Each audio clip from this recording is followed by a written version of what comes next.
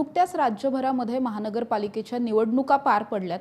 मात्र या निवडणुकांमध्ये अतिशय अनपेक्षित असे निकाल आपल्या सगळ्यांच्या समोर आलेले पाहायला मिळाले। एक्झिट पोल जे काही सांगत होते त्याच्या जवळपास पोहोचणारे हे निकाल होते। मात्र गेल्या तीनही निवडणुका जर आपण पाहिल्या म्हणजे लोकसभा असेल, विधानसभा आणि आता महानगरपालिकेच्या निवडणुका, या तीनही निवडणुकांमध्ये सगळ्यात महत्त्वाचा फॅक्टर राहिला तो सोशल मीडिया आणि डिजिटल मार्केटिंग। या सगळ्याच्याच माध्यमातून कुठेतरी या निकालावरती सुद्धा या सगळ्याचा परिणाम झालेला पाहायला मिळाला। त्यामुळेच मोठ्या प्रमाणात सगळ्याच उमेदवारांकडून, त्यांच्या कार्यकर्त्यांकडून डिजिटल मार्केटिंग हे मोठ्या प्रमाणात केलं गेलं होतं। दरवेळेस सारखी पारंपरिक मार्केटिंगची साधनं असतानाच डिजिटल मार्केटिंग सुद्धा तितकंच महत्त्वाचं का जाणवतंय आणि या सगळ्या मार्केटिंगच्या माध्यमातून कशा पद्धतीनं या निवडणुकीवरती त्याचा प्रभाव झाला, या सगळ्याविषयी आपण बोलणार आहोत। माझ्याबरोबर फायरफ्लाय या डिजिटल मार्केटिंग एजन्सीचे सर्वेसर्वा आहेत मृणाल केंची सर। सर, तुमचं टॉप न्यूजमध्ये खूप स्वागत आहे। सगळ्यात पहिला प्रश्न, तुम्हाला असं वाटतं का की या डिजिटल मार्केटिंगच्यामुळे आत्ताचे जे काही निकाल आपल्याला पाहायला मिळतात या सगळ्यामध्ये किती वाटा डिजिटल मार्केटिंगचा सुद्धा? असं म्हणता येईल की डिजिटल मार्केटिंग हे प्रमुख माध्यम राहिलं या इलेक्शनमध्ये आणि 2014-15 नंतर हे जास्त मोठं झालं। ट्रेडिशनल मार्केटिंग जे बेसिक आपण म्हणू की न्यूजपेपर ॲड्स, होर्डिंग्स हे फार कमी झाले आणि डिजिटल मार्केटिंगवरती यावर्षी कॉर्पोरेशन इलेक्शन जर आपण बघायला गेलो तर जास्त फोकस हा सोशल मीडियावरतीच राहिला आणि त्याच्यामध्ये असं बघण्यात आलं की प्रत्येकाच्या हातात मोबाईल आहे। म्हणजे जो कोणी प्रत्येक वोटर आहे, प्रत्येक उमेदवार, ह्यांना एक माध्यम सोशल मीडिया असं मिळालं की जिथे त्यांना रीच होण्यासाठी हा सगळ्यात इफेक्टिव्ह आणि प्रमुख माध्यम आपण त्याला म्हणू शकतो। मग त्याच्यामध्ये फेसबुक असेल, मेटा ॲड्स असतील, गुगल ॲड्स असतील, ह्या सगळ्याचा मोठा प्रभाव या इलेक्शनमध्ये पाहायला मिळाला। आत्ता म्हणजे अनेक डिजिटल मार्केटिंगच्या एजन्सीज आहेत। कशा पद्धतीनं नेमकं हे डिजिटल मार्केटिंग वर्क करतं? एखादा क्लायंट जेव्हा आपल्याकडे येतो, एखादा उमेदवार येतो, त्याच्या पद्धतीचे काय काय रिक्वायरमेंट्स असतात आणि आपण कशा पद्धतीने त्यांच्या सगळ्या सेवा देतो? खूप चांगला प्रश्न आहे, कारण यावेळेस इलेक्शन आयोगाने पण खूप रूल्स आणि रेग्युलेशन खूप स्ट्रिक्ट केले होते। जरी आपल्याला पाहायला मिळालं की प्रत्येक उमेदवाराच्या आजूबाजू इतके कॅमेरामॅन असतील पण तेवढ्या ॲड्स लोकांपर्यंत पोचल्या नाहीत, कारण तिथे सर्टिफिकेशन म्हणा, तिथल्यातलं कॉन्टेंट म्हणा, याच्यावरती खूप बारीक नजर आयोगाची होती। त्यामुळे इलेक्शन आचारसंहिता सुरू जशी झाली त्याच्यावरती त्यांना सर्टिफिकेशन्स लागलं। म्हणजे प्रत्येक एजन्सीला सर्टिफिकेशन्स फार गरजेचं होतं आणि ते मॅन्डेटरी होतं, कारण जे काही कॉन्टेंट सोशल मीडियावरती जाणार आहे त्याच्याने आणखी वेगळा वाद सुरू होऊ नये म्हणून एक MCMC म्हणून सर्टिफिकेशन असतं, ते आयोगाकडनं घेणं हे फार गरजेचं होतं प्रत्येक एजन्सीला।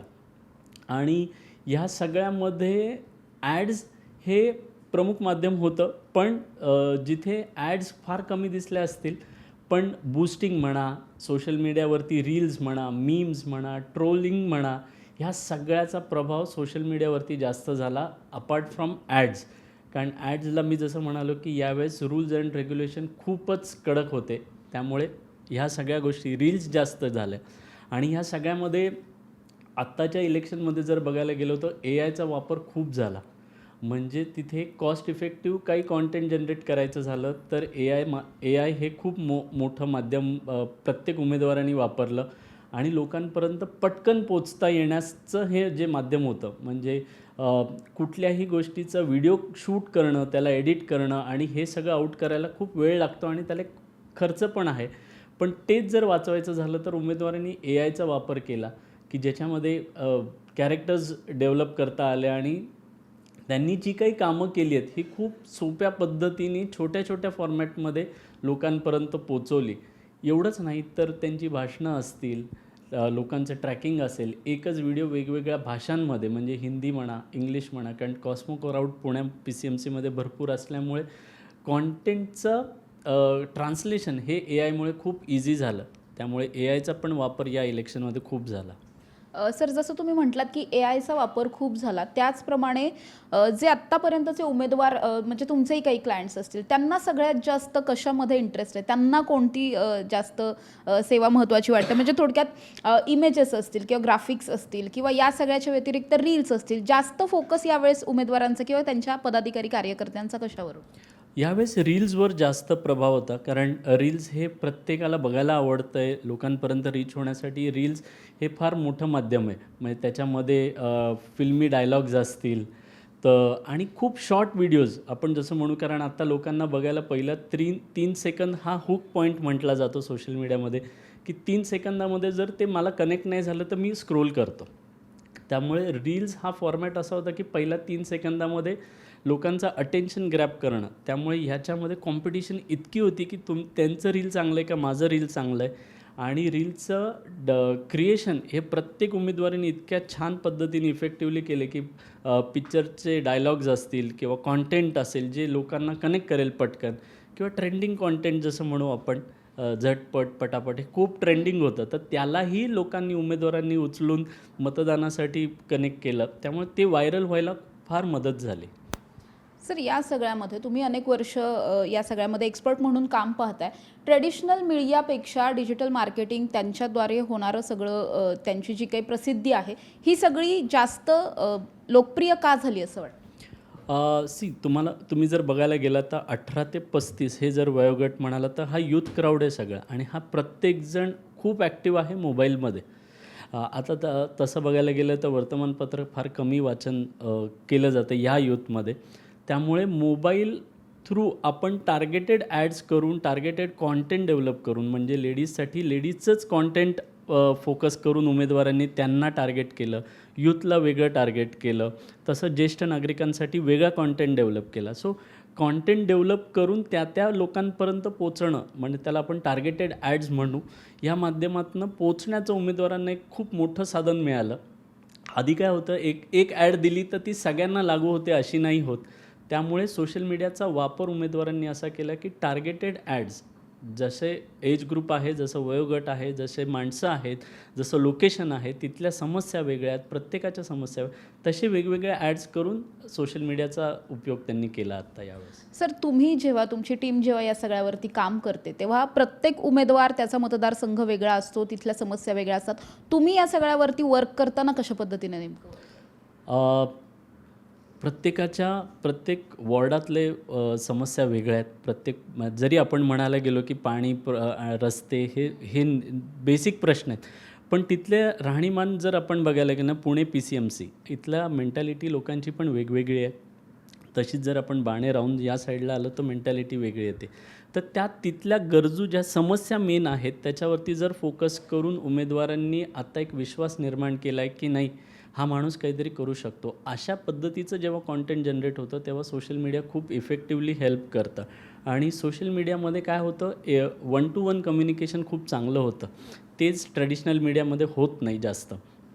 त्यामुळे जेव्हा आम्ही वॉर्डामध्ये जेव्हा काम करतो तर तिथल्या लोकांशी, म्हणजे वेगवेगळ्या सेक्टरमधल्या लोकांशी आम्ही कम्युनिकेशन हा सर्वे इलेक्शन सुरू व्हायच्या आधी केला जातो. म्हणजे हे फक्त दिसताना महिन्याभराचं काम नाही, तर मागचे 6 महिन्याचं पूर्ण काम असतं. मग तिथलं सेग्रिगेशन कॅटेगरी वाईज ॲलोकेशन केलं जातं की या वॉर्डामध्ये किती लोकं आहेत, कुठली लोकं आहेत, त्यांना काय समस्या आहेत, काय कॉन्टेंट डेव्हलप करता येईल जेणेकरून या लोकांपर्यंत पोचण्यासाठी हेल्प करता येईल.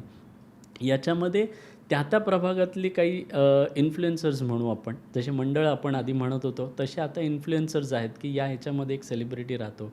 अशा लोकांशी पण बोलणं करून आम्ही कॉन्टेंट जनरेट करतो किंवा त्यांच्याकडनं कॉन्टेंटसाठी पॉईंट्स डेव्हलप करून घेतो, आणि त्या पद्धतीने हळूहळू कॉन्टेंट डेव्हलप होत गेला. आणि जसं आत्ता आपण म्हणू की एखाद्या वॉर्डामध्ये ज्येष्ठ नागरिक जास्त आहेत, तर तिथल्या समस्या वेगळ्या असतील, तिथला रस्ता आणि हे तर आपण बेसिकच म्हणतो, पण त्यांना काय पाहिजे हे समजून घेण्यासाठी त्यांचं कॉन्टेंट सोशल मीडियावरती आणणं आणि ते व्हायरल करणं हा मोठा भाग आधी रिसर्चच्या माध्यमातून केला जातो. सर, जसं तुम्ही सांगितलं रिसर्च खूप मोठ्या प्रमाणात करावा लागतो. त्याच्यानंतर हे सगळं तुम्ही तुमच्याकडून प्रोड्यूस केलेला कंटेंट समोरच्या व्यक्तीला, उमेदवारांना देऊ शकता. मात्र जर हा कंटेंट नसता तर या निवडणुकांचे निकाल थोडेसे वेगळे असले असते असं वाटतं? 100%. कारण मी जसं म्हणालो की ट्रॅडिशनल माध्यमातून काही लिमिटेशन्स आहेत की एखादी ॲड असेल, एखादं होर्डिंग असेल किंवा टी व्हीवरच्या बेसिक ॲड्स असतील, तर तिथपर्यंत एका लेवलपर्यंतच आपण करू शकतो किंवा त्याचा खर्चही मोठा आहे. तेच जर कंपेअर करायला गेलं तर सोशल मीडियामध्ये एक न्यूजपेपरची ॲड जर करायला गेलो तर त्या खर्चामध्ये इथे अनेक ॲड्स सोशल मीडियावरती होऊ शकतात. तर हा तर एक भाग झालाच, पण रिझल्ट मी म्हणेन की थोडासा वेगळा 100% असता. कारण ज्या पद्धतीने सोशल मीडियाने यावेळेस या इलेक्शनमध्ये काम केलेलं आहे की वेगवेगळ्या कॉन्टेंट्समधनं वेगवेगळ्या पद्धतीने लोकांपर्यंत पोचणं, हे फक्त सोशल मीडियाने पॉसिबल झालं. आणि उमेदवारांना जे सांगायचं होतं, म्हणजे आजही तुम्ही बघा विजय यात्रा जरी झाल्या तर त्यांचे रील्स किती व्हायरल होत आहेत. आणि लोकांना हे प्रत्येक लोकांना माझ्या स्टोरीवर काय ठेवण्यासाठी माझ्या उमेदवाराचं काहीतरी कॉन्टेंट पाहिजे, ते मी ॲड नाही ठेवू शकत, पण मी त्याला भेटलो, त्याला हे केलं, हे पण व्हायरल होतं. आणि ह्याच पाठीमागे एक स्ट्रॅटेजी जर म्हटलं तर प्रत्येक उमेदवार एक फॅन पेज डेव्हलप करतो आणि त्या फॅन पेज थ्रू पण कॉन्टेंट खूप जनरेट होतं. तर सोशल मीडियाने नक्की फरक पडला या रिझल्ट्समध्ये. जसं सर सोशल मीडियाने इलेक्शनवरती फरक पाडला आहे असं आपण म्हणतोय, त्याच दृष्टिकोनातून सोशल मीडियाचे जसे प्लस पॉईंट्स आहेत, म्हणजे आत्तापर्यंत आपण जे बोललो ते सगळे प्लस पॉईंट होते सोशल मीडिया किंवा डिजिटल मार्केटिंगचे, या सगळ्यामध्ये अनेकदा निगेटिव्ह मार्केटिंगसुद्धा होतं किंवा निगेटिव्ह पब्लिसिटी होते किंवा ट्रोलिंग खूप होत असतं. त्या सगळ्याला फाईट बॅक करण्यासाठी सुद्धा अशा काही स्ट्रॅटेजीज उमेदवारांकडून मागितल्या जातात? हो, 100%. जेव्हा हे सगळं करतो त्याला आम्ही वॉर रूम म्हणतो. वॉर रूममध्ये एक माणूस नाही तर एक 50 लोकांची टीम असते, जी प्रत्येक अपोजिशनमध्ये असलेल्या उमेदवाराला पण ट्रॅक करत असते. आणि तिथे काय कॉन्टेंट चाललं आहे, तो माझ्या उमेदवाराला कसा कनेक्ट करतो आहे आणि काय पद्धतीने त्यांना आन्सर करता येईल, त्याची स्ट्रॅटेजी साईड बाय साईड चालू असते. पण असं नाही की ते कुठेतरी लेखी असतं. कारण काय कमेंट येईल, काय कॉन्टेंट जनरेट समोरचा करतो, याला रिप्लाय करण्यासाठीचं पण जी स्ट्रॅटेजी असते ती फार वेगळी असते आणि ती फार क्विक लागते. कारण जेवढ्या पटकन तुम्ही त्याला आन्सर कराल हे पण आहे. ट्रोलिंग त्याच पद्धतीने आहे की समोरचा माणूस मला काय पद्धतीने ट्रोल करतो आहे आणि त्याला मी काय आन्सर देणं आहे. तो ही एक टीम खूप, मी म्हटलं जसं की याला रिसर्च खूप मोठा लागतो की एखादी गोष्ट म्हटल्यानंतर त्याला मी आन्सर काय देणं अपेक्षित आहे लोकांच्या पद्धतीने, माझ्या पद्धतीने नाही, लोकांच्या पद्धतीने. मग ते ॲग्रेसिव्ह जायचं का सटल जायचं का त्याला स्मार्टली उत्तर द्यायचं. जसं एक छोटं व्हायरल झालेली गोष्ट रितेश देशमुखांची पण आहे की त्यांना ॲग्रेसिव्ह होता आलं असतं एखाद्या कमेंटला आन्सर करताना, पण त्यांनी खूप इमोशनली आणि छान पद्धतीने त्याला आन्सर दिलं. तर हे लोकांना आवडलं. तर लोकांना काय आवडतं हे समजून घेणं या स्ट्रॅटेजी टीमचं फार मोठं काम असतं. आणि हा सगळा जो पार्ट आहे तो रिसर्चमध्ये कवर होतो आणि त्याला ट्रोलिंग म्हणा किंवा कमेंट म्हणा, आन्सर्स म्हणा, ह्याच्यातनं आन्सर दिलं जातं. आपल्या पुण्यामध्ये जर बघितलं गेलं तर कमेंट्सना क्विक आन्सर करणारे 2 उमेदवार फार छान होते. एक म्हणजे धीरज घाटे आणि प्रशांत जगताप. या दोघांनीही आलेल्या प्रत्येक कमेंट्सना आन्सर केलं आहे. म्हणजे त्यांची जी काही टीम होती ती फार क्विक होती या गोष्टींमध्ये. मी ही 2 नावं प्रामुख्याने घेतो कारण यांचं काय म्हणू, प्रशांत जगतापांचं एक मोठं कॉन्टेंट सोशली डेव्हलप झालेलंच होतं. त्यामुळे त्यांना फॉलो करणारी लोकं वेगळी होती, कमेंट करणारी लोकं वेगळी होती, एक सिच्युएशन वेगळं होतं. त्यामुळे ते हँडल कसं करायचं आणि ते लास्ट मिनिट कसं करायचं, या वॉर रूममध्ये फार ॲक्टिवली काम केलं जातं आणि 50 डोकी असतात, ती मॅनेज करणं फार मोठं काम असतं. सर त्याचबरोबर आणखी एक महत्त्वाचा प्रश्न असा की अनेकदा म्हणजे मोठे उमेदवार किंवा मोठे चेहरे जेव्हा डिजिटल मार्केटिंगसाठी तुमच्याकडे येतात तेव्हा ते करणं थोडंसं सोपं असू शकतं, पण एखादा नवीन उमेदवार आहे किंवा तुमच्या रिसर्चमधूनच तुम्हाला असं जाणवतं की हा उमेदवार तेवढा तगडा नाही आहे किंवा फार विनिंग कॅपॅसिटी त्याची खूप कमी आहे, असं असताना त्याच्यावरती काम करण्याचं थोडंसं आव्हान असतं? आव्हान प्रत्येक गोष्टीमध्ये असतं, जरी चेहरा असला तरी आणि नसला तरी. कारण लोकांना काय आवडेल आणि काय कॉन्टेंट जातं हे पण फार महत्त्वाचं आहे. पण जिथे चेहरा नसतो तिथे मेहनत डबल घ्यावी लागते आणि एक जबाबदारी पण मोठी असते. पण चेहरा असला तर तीच जबाबदारी आणखी वेगळ्या पद्धतीने असते की ती मेंटेन करून त्या लोकांपर्यंत त्या पद्धतीने पोचवणं गरजेचं असतं. पण जेव्हा तुम्ही म्हणताय की एक नौखा असेल तर त्याला लोकांचं एक्सेप्टन्स फार वेगळा आणि पटकन असतो. कारण आपण ती स्लेट पूर्ण तयार करत असतो, एक पिक्चर आपण तयार करत असतो की काय पद्धतीने तो माणूस कोण आहे, काय आहे, त्याचं शिक्षण काय, कसं आहे, हे आपण सोशल मीडिया थ्रू तयार करत असतो. त्यामुळे लोकांचा एक्सेप्टन्स फार इझिली होतो. पण तोच जर जुना जाणता चेहरा असेल तर तिथे मेहनत फार वेगळी असते. कारण तो चेहरा मेंटेन करणं, त्यांची असलेली एक इमेज लोकांमधली ती मेंटेन करून कॉन्टेंट डेव्हलप करणं, हा चॅलेंज वेगळा आहे. सर जसं मी आधी सांगितलं की 3 निवडणुका प्रामुख्यानं ज्या महत्त्वाच्या मोठ्या निवडणुका होत्या, या 3ही निवडणुका झाल्यात. तुमचा एखादा वेगळा एक्सपिरियन्स काही आहे या निवडणुकीमध्ये? कुठला एखादा क्लायंटच्या बाबतीत असेल किंवा असं काही आठवतं एखादा? आता मी जसं म्हणालो की आयोगाने रूल्स खूप स्ट्रिक्ट केले होते. त्यामुळे एजन्सीवरती किंवा वॉर रूम्सवरती असलेल्या सर्टिफिकेशन्स आणि टेक्निकल पार्टचा जो पार्ट आहे तो फार वेगळा होता. ते चॅलेंज त्या वॉर रूमसाठी फार वेगळं होतं. कारण अशा सिच्युएशन्समध्ये बऱ्याचदा काय होतं की अकाउंट्स ब्लॉक होतात, बॅन होतात. तर त्याला स्ट्रॅटेजी काय करायची, किती पेजेस, किती अकाउंट्स डेव्हलप करायचे. तर ह्याच्यामध्ये पण असंच झालं की 2 अकाउंट्स आमचे ॲड अकाउंट्स होते की ते बॅन झाले सर्टिफिकेशन्स असताना पण. कारण कॉन्टेंट जे काही गेलं त्याच्यावरती किंवा कमेंट्स आले, लोक काय रिपोर्ट करतात. कारण समोरचा जो अपोजिशनवाला असतो तोही आपल्याला रिपोर्ट करत असतो की हे कॉन्टेंट फेक आहे, की हे कॉन्टेंट हे नाही.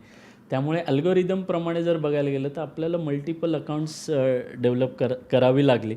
आणि या सगळ्यामध्ये जेवढा खर्च ट्रॅडिशनल मीडियामध्ये झाला नाही त्याच्यापेक्षा खूप जास्त या कॉर्पोरेशन इलेक्शन्समध्ये आणि इलेक्शन स्पेसिफिकली झाला. म्हणजे अंदाज आणि स्टडी जर करायला गेलो तर एक 50-55 करोडचा पूर्ण गेम या सोशल मीडियाने या म्युन्सिपल इलेक्शनसाठी केला. आणि BJP सगळ्यात मोठं असल्यामुळे त्यांनी खूप स्ट्रॅटेजिकली आणि स्मार्टली ह्या पैशांचा पण वापर केला आणि सोशल मीडियाचा पण वापर केला आहे. सर आणखी निवडणुका तोंडासमोर आहेत आपल्या, म्हणजे एक संपली की लगेच दुसरी जिल्हा परिषदच्या निवडणुका लागल्यात, ग्रामपंचायत आहेत. असं सगळं असताना त्यासाठी आता तुमची टीम ऑलरेडी काम करायला चालू झाली आहे? हो, जिल्हा परिषदेचं एक नवीन चॅलेंज आता आहेच. कारण गावाखेड्यांमधलं चॅलेंज वेगळं आहे, तिथलं कॉन्टेंट वेगळं आहे आणि माणसंही वेगळी आहेत. कारण तिथल्या समस्या जाणून घेण्यासाठी आत्ता रिसर्च ऑलरेडी सुरू झाला. म्हणजे इलेक्शन चालू असतानाच टीम जिल्हा परिषदेच्या रिसर्च टीम खाली गेलेली आहे. तिथे रिसर्च चालू आहे, पेपरवर्क सुरू आहेत. पण हे करत असताना आत्ता माहिती नाही की उद्या काय चॅलेंजेस येतील. कारण महापौर इथे काय अलायन्स होतं त्याचा फरक खाली पडणारच आहे. तर ते मोठं चॅलेंज लास्ट मिनिट येणार आहे. नक्कीच सर, धन्यवाद तुम्ही दिलेल्या माहितीबद्दल. माझ्याबरोबर मृणाल केंची सर होते, ज्यांनी या सगळ्या निवडणुकांमध्ये अनेक उमेदवारांचं सगळं डिजिटल मार्केटिंग हाताळलेलं आहे. स्वतः तज्ज्ञ म्हणून ते काम पाहतात गेल्या अनेक वर्षांपासून. आणि जसं सरांनी सांगितलं 2014च्या नंतर सोशल मीडियाचा वापर असेल किंवा डिजिटल मार्केटिंग असेल हे इतक्या मोठ्या प्रमाणात वाढलं. म्हणजे अगदी सुरुवातीला भाजपकडून हे खूप मोठ्या प्रमाणात हाताळलं जात होतं सोशल मीडिया. आणि त्याच्यानंतर सगळ्याच पक्षांना कुठेतरी सोशल मीडियावरती शिफ्ट व्हावं लागलं, फोकस व्हावं लागलं. आणि त्यामुळेच यंदाच्या वर्षीच्या किंवा गेल्या 2-3 टर्ममधल्या ज्या इलेक्शनचे रिझल्ट दिसतात त्यामध्ये सगळ्यात मोठा वाटा हा डिजिटल मार्केटिंगचा सुद्धा आहे, असंच पाहायला मिळतंय. अर्थात येत्या निवडणुकांमध्ये सुद्धा तशाच पद्धतीने उमेदवारांकडून त्यांच्या ज्या काही स्ट्रॅटेजी आहेत त्या डिजिटल मार्केटिंगच्या माध्यमातून आखल्या जाणार आहेत.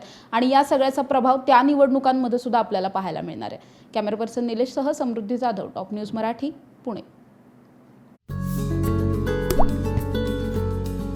आता जोकासू STP या अत्याधुनिक जॅपनीज तंत्रज्ञानाने सुसज्ज, quick installation, energy efficient, noiseless blowers, low maintenance या आणि अशा वैशिष्ट्यांनी परिपूर्ण जोकासू STP तंत्रज्ञान प्रकल्प उभारणीपासून ते विक्री पश्चात समाधानकारक सेवा देणारी, भारताबरोबरच परदेशात देखील प्रकल्पांची यशस्वी उभारणी करणारी company Deccan water treatment private limited.